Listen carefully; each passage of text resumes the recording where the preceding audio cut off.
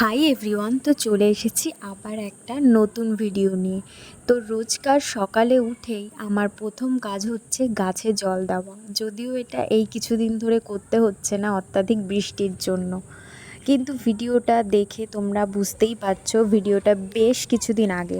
তারপরে সকালের রোদটা আমি গায়ে লাগাই, সকালে না পারলেও বিকেলে লাগাই। আর এটা আমাদের শরীরের জন্য খুব ভালো, কারণ ভিটামিন ডি কিন্তু আমাদের সকলের দরকার।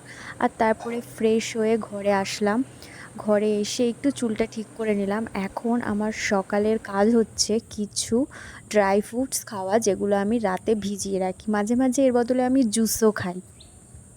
সেদিন আমাদের বাড়ির মেনু ছিল সর্ষে পোস্ত ইলিশ। তো এখানে সর্ষের মধ্যে হলুদ লবণ দিয়ে মা মিশিয়ে রেখেছে, আর এখানে পোস্ত বাটা হচ্ছে।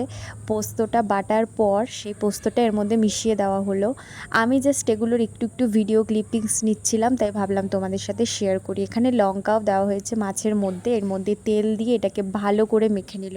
আমরা প্রত্যেকেই জানি ইলিশ মাছে কিন্তু বেশি মশলার প্রয়োজন হয় না, কারণ এটা নিজেরই না একটা খুব সুন্দর টেস্ট হয়।